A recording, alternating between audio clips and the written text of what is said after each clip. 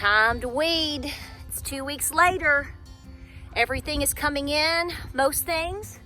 Good morning, welcome to Appalachia's Homestead.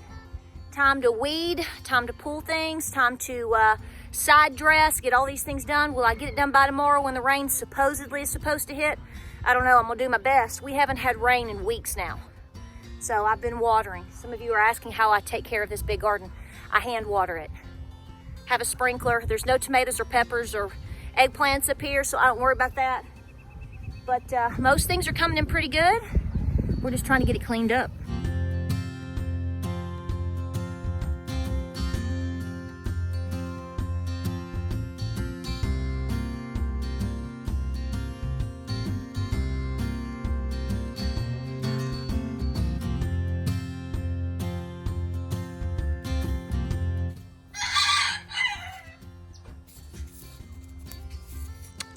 What you doing, Daffodil? What you doing, Mama? You look good. Miss Lovey, are you being nice? Of course you are, because you're the love muffin.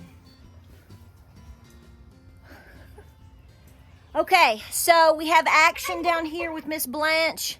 I don't know how well this is gonna go. She had eggs several weeks ago tucked underneath that. I've shown it in some pictures and a couple of funny shots, right? But I moved her, she moved them out. I didn't move them, she moved them out. And then she was on top of them again out here. And then a couple of the eggs fell down in the slats. I had to save them. Well, I put a little trough underneath that, like a little, I don't know. You get them at Lowe's, Home Depot. They're very handy. I use them for water, little extra catchments and things like that. So she's hatching some eggs. She's already kind of tried to hatch 2. They didn't make it. So these eggs have been kicked around so hard, so many places, so many times by her. My fingers are crossed, but what I'm gonna do is move the old cracked water trough, the big one, and I'm gonna put it over here. I'm gonna put some hay in the bottom. I like having hay because pine shavings are great once you have baby chicks or poults or whatever, depending on your setup. And whether you have a brooder or whether, in the brooder, whether it's with mama or with your little heat plate, whatever. But I actually like to, wherever the eggs are going to be, I like to put some, like a thick bedding of hay. And just smash it down real compact. It doesn't, the eggs don't tend to get lost in translation because if she's not hatching them yet, she's going to be turning them. They kind of get scattered around. I just find that hay, old hay, or even straw in that one area where the eggs are is the best. So this has got to be done. Like I said, I think she's got 5 eggs left. It looks like 1 or 2 of them are trying to hatch. I did hear some beep, beep, beep chirping in there, but we'll see how this goes. This can always be a tricky process depending on what Mama's doing. Miss Daffodil is doing great. She is adjusted here on the farm. She's over in the main pastures. And let me get up out of the sun here. She's over in the main pastures. She's doing great. Let me turn around so you can see me a little better. She's doing great. I want to give her a bath because we do have a fly issue right now because it's gotten really hot really fast. We haven't had any rain. Guys, we haven't had rain in well over 2 weeks or so. Some came through the area, but it's totally missed us completely. So we're supposed to get some maybe tomorrow. Hope so. But I want to kind of bathe her. I kind of ran the hose a little bit lightly at her and she was like, well, I don't think so. Thanks, Lovey. So I want to give her a bath, really upping her feed, get it really spoiling her treats, not to the point of making her sick or anything. Some folks have been asking, I'm not going to go into this whole detail. Please don't get mad at me. I really don't. You don't have time for it and I don't either. If you want to understand why dairy cows look different than beef cows, please don't get mad. Please Google that. I've explained this a million times on videos. So has a lot of other homesteaders.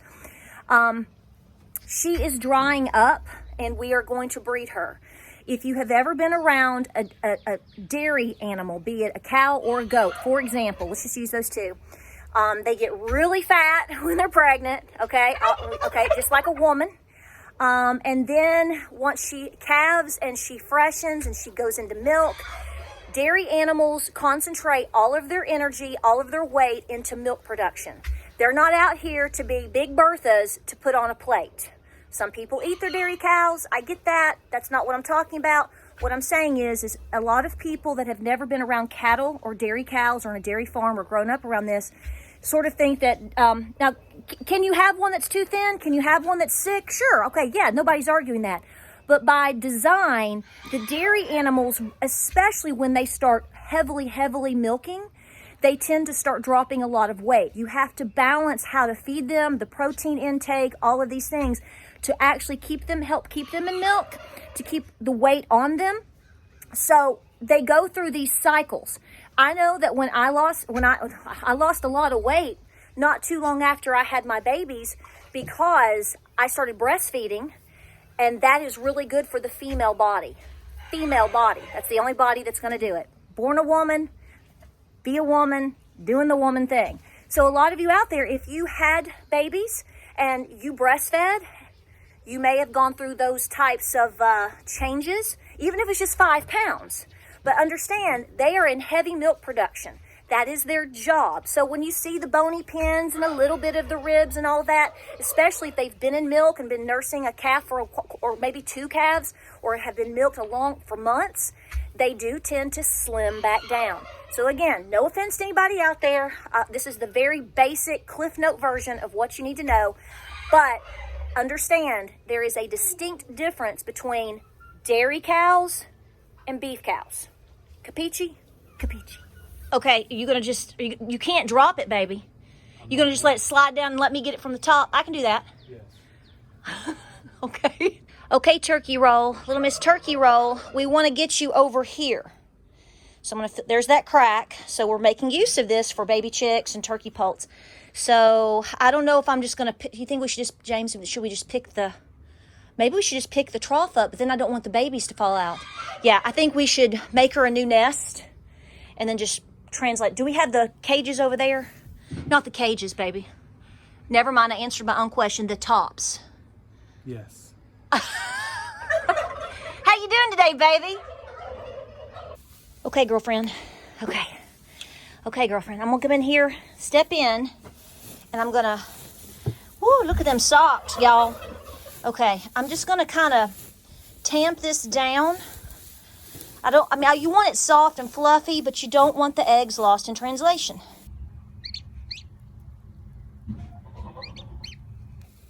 Okay, good, mama. Let's get them babies underneath. Good. Oh, yeah, just a little puff here. Okay. Look at that. She is a professional. Thank you, Miss Blanche. You're such a good mommy. Okay, so we have her set up. We're going to back away for a little bit. She's in the shade. There's a breeze. I'll bring her some food and water in a little bit, but right now we just want to kind of break away. I've just got that on top. Later this evening, we'll put a tarp across like half of it in case it does rain, just to make sure she doesn't get wet. But this is how we're doing it with the turkeys. It's a winning thing every time. It's great. So if you can get an old trough like this, especially see, this one had a big crack in it. It couldn't hold water anymore. You can use it as a planter. Some people do. I've done it with strawberries, but we like to keep them for this reason right here. Okay. So I'm in the shade. I know some of you gonna fuss at me. Where's your sun hat? I'm about to get it. I'm about to get in the garden. That earlier clip that you saw was just a few minutes. I know I gotta get my sun hat on. So I gotta go work in the garden for about an hour. That's about all I've got time for, because it's gonna be 90. Here's the deal. So I want to explain something about my channel. This should be a no-brainer by now, but there's a ton of new faces and people I've never seen before. A lot of people that are not used to my channel, but we welcome you, obviously. So let me tell you what you're not going to see on this channel, okay? And I've been on YouTube for 9 years, and I'm just letting you know right now, you're not going to see me show you a whole lot of animal life being, I'm going to say the term, what I would consider sexually explicit. Now, being on a farm, some of you being farmers, homesteaders, you're not offended by those things. I'm not either. But at the same time, there are people that are, which I'm not trying to bend to them. I'm just not trying to put up with them. But also, here's the thing. When you come to my channel, now I know that I can get a little fired up. I want this channel to be something that a lot of children can watch. And I want parents to have the confidence in saying, okay, I know one thing, Patera is not going to show this, this, and this. I don't show a whole lot of children or my kids on this channel. I will tell you why.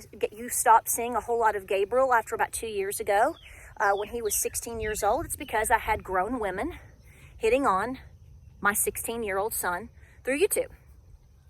That's not going to happen. Sorry. So that's why I personally chose as a mother to pull back. I know there are 100 million other channels that show their little kids and kids every single day. They don't see the danger in that. And, you know, it's sad because a lot of these channels aren't doing anything wrong. You know, watching a kid go out and do these things. Now, I have seen pictures on Instagram and pictures on Facebook, people showing they've got little kids, little girls out in their little bikinis running around, jumping in the pool and playing with the goats. What you do is your business. There should be nothing wrong with that. I get it. But that's not the world that we live in.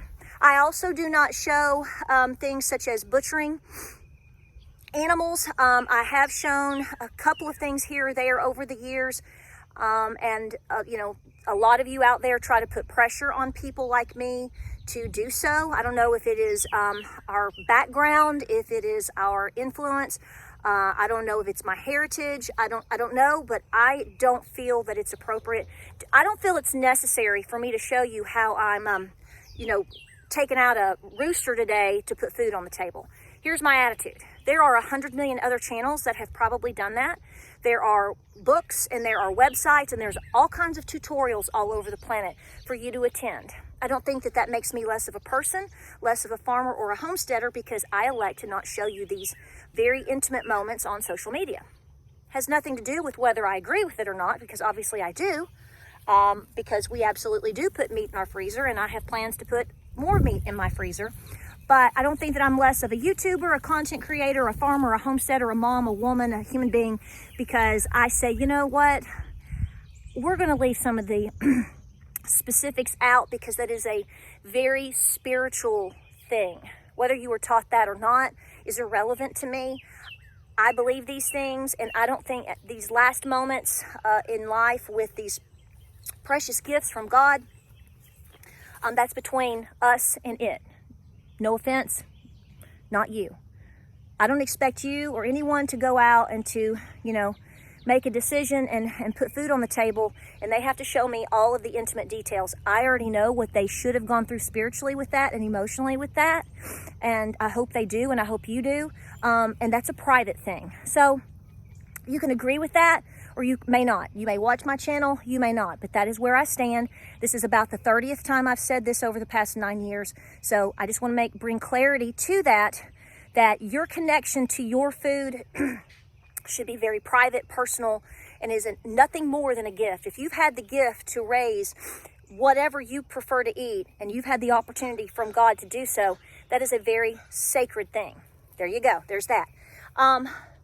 So I just want to bring clarity to that because I've had some pressure from some people. I think it's cute how I have people that try to correct me.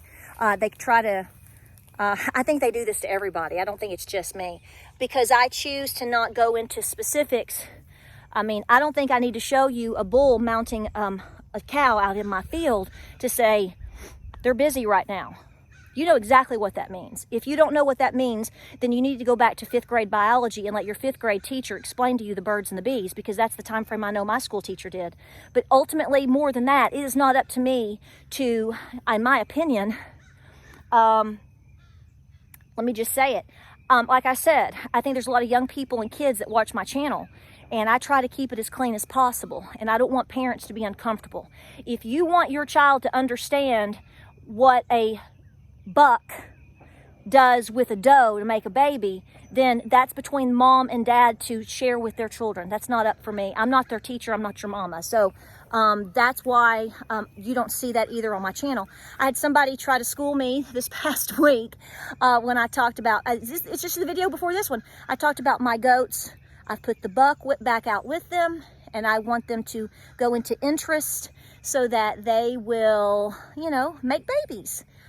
I felt that that was being respectful, and I'm going to continue to talk like that. If you don't like that code, I'm sorry, but I had a gentleman try to say, just call it like it is. It's going into heat.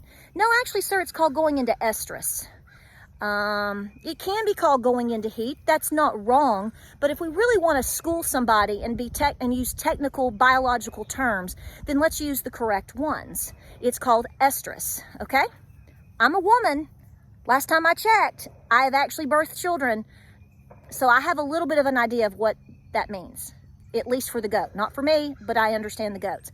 So that was a choice on my part. Second thing that I want to say is, just like my buck, I don't know what you call things on your farm.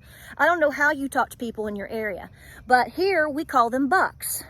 They're bucklings when they're born, they're little babies, and they turn into bucks. Now, there are some people that call them billies. That's not wrong, but just because I call it a buck, which by definition is correct, doesn't mean that I'm wrong. So I think we all need to be a little bit lighter in understanding my approach with things, or maybe we talk about things different here, just like we still say yes ma'am and yes sir. We don't call people sister and hun and sweetie pie unless we are actually very close to those individuals or we are in the presence of those individuals. No, we say yes sir, yes ma'am, Mr. this, Miss ma'am, Miss that, whatever. Maybe you weren't raised like that, but I just want to say, if you move to these parts, people won't be rude to you. My Nana, well, no. If you called my Nana sister or Miss Lou's sister, they would correct you. That's not very respectful to walk around and to call elders or people you don't know or that people that you're not close to. It's yes ma'am, yes sir, yes no, Mrs., Miss, Mr. So if you come here and you talk like that and somebody kind of looks at you, I'm just telling you, it's the way of the world here. So let me show this to you. I know a lot of you may have it, and look, I went and got me some new little flags. Aren't those cute? I love them. I got those at Home Depot. That's what I'm going to be marking my rows with. So just to let you know, I do that. It's very helpful. I guess you all call this what, the stirrup hoe, or they've got like 3 different names. You can call them watermelon moon pie for all I care, y'all. I'll put a link down below if I can find this one. I got this one 2 years ago from Amazon, and you can make it even longer. It's great. You can see right here. I have used the dickens out of this thing, and it's wonderful for weeding. I'll just come over here like I did in the earlier clip. Just simple, especially in these earlier stages of weeding. I'm doing this left-handed. It just takes them right out. It's just a great, handy-dandy little tool to have, especially if you don't have too big of a garden. You can go through once a week and just knock it out. You don't really technically wouldn't even have to till or anything. So I wanted to show that, okay? This is what I'm going to be working with. Okay, Miss Daffodil, we got turkey babies hatching. I didn't take my phone in there, but she has hatched that baby you saw earlier. I'm trying to leave them alone. Made sure she had a little bit of food and water. She's not interested really, but mom's on the job. But turkey babies. Oh, wait. They're not turkey babies. I've got to back it on up because, you know, somebody's going to try to ride my tail here and tell me how dumb I am. Turkey poults. We've got turkey poults. Goat babies or goat kids. Okay. Just want to make sure we know that. Okay, so I was going to walk you out to the garden. I've posted some pictures in my community page. I have videos on this for years. Some of you have seen these, some of you have not. So the wind is picking up so hard that you're not going to be able to hear me outside. So what I'm going to do is just sit in the air condition with my crazy hair and show you what I'm talking about. Now, these are water picks. Okay, these are aqua cones actually. I have old videos on these. I got these from Gardener Supply years ago. So what you do is you take a 2-liter. This thing's been like this for several years, okay? You get a 2-liter, you empty them, you cut them. You can see this is old. And you put a little bit of sand in it. And what happens is you slowly water your tomatoes or peppers or whatever, eggplant. It's really good for peppers, tomatoes, eggplant, things like that, maybe some certain herbs. But you get to choose what type of soil you have, okay? And you just poke a hole. It's on each side. So you have the clay, you have the loam, or the sand. And I don't believe Gardener Supply company offers these anymore. They haven't in the past couple of years. I started buying these about 13 years ago. So I would buy, you know, 6 at a time, 12 at a time over the years, just like my garden stakes out here from Gardener Supply. The reason I have so many is because I started buying them years ago. I would get three or six for my birthday or for Mother's Day or for whatever. And you do that enough over time, you get a nice little stash. So I have a couple that I'm not using right now, and I wanted to show you what this looks like. There are other types of aqua cones or picks and things like this. I've not used anything other than this. I bought one generic from, I want to say it was Harbor Freight, probably 6 or 7 years ago, and they were awful. Those were not good. But it looks like there's some pretty decent ones on Amazon if you want to check them out. But this is what this is. I keep using them over and over and over. They're very nice. So see, then I can put my fertilizers or amendments or whatever down in here. There's usually sand. I pour sand in it, you know, just to come right above, around through here. And what that does is it just is a slow pull of water to the root system of the tomato plant or the pepper plant. It gets to decide how much water it needs. And so you can really tell. The only thing is you have to watch them. Sometimes they can get a little gummed up in the little hole right there. If it's not absorbing the water after like 12, 24 hours, you know something's probably up. You might just want to pull it and reset it. It's not a big deal. But these are great. So I hope you enjoyed the video. I'm glad we clarified some things today. What's this? What's that? I'm going to go check on that baby turkey one more time. Y'all stay very, very hydrated, okay? It's getting very, very hot. We need to start putting up some hay because we think thunderstorms are going to move in. Fingers are so crossed on that. We need rain here in East Tennessee really bad. I know a lot of you guys do too, so keep praying on that. Guys, a lot of videos coming your way. Stay busy. Stay safe. Take breaks. Drink a lot of water. Yes, wear your sunscreen. Wear your sun hats. Do what you can early or late in the evenings. If you have to work a little bit during the day, do it just for a little bit and then take yourself inside like I have. You know, make some egg salad sandwiches and drink a lot of water and chill. It'll get done. Just stay busy. Like, subscribe, and share. Thank you for being here. Thank you for so many of you being so great to us and to each other.